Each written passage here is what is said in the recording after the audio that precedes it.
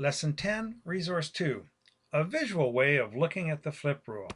Well, I guess there's a bit of a pun in that title because looking at something is automatically visual, but that's what I'm going to try to do, be visual.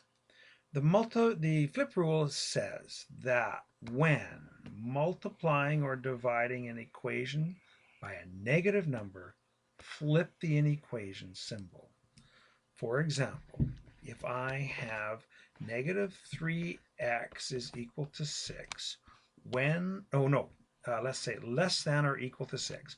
When I divide through by negative 3 in order to solve this, what I have to do is flip this sign right here so that I get x is greater than or equal to, this works out to negative 2. What on earth is going on?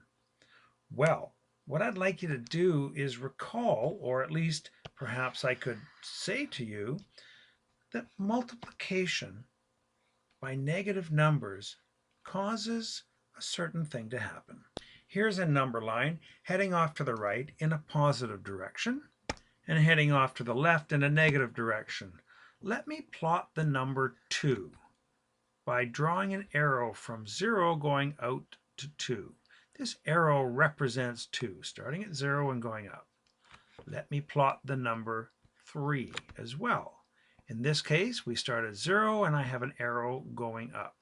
3 is greater than 2 because the arrow here is longer than that arrow. That's one way to think about it. When you multiply a number by negative 1, as in negative 1 times 3 and negative 1 times 2, what the multiplying by negative 1 does is changes the direction of the arrow, because I get negative 3 and negative 2. So let me now plot that.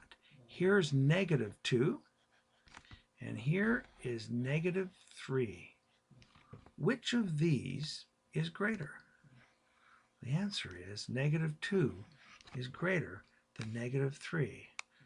Or negative 3 is less than negative 2. Did you see that I had to change this sign? What happens is we have arrows pointing off to the right. When we multiply or divide by a negative number, the arrows change direction. And where 3 was greater than 2, we end up with negative 2 being greater than 3.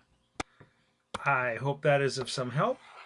That's all I have to say about the flip rule. Thank you.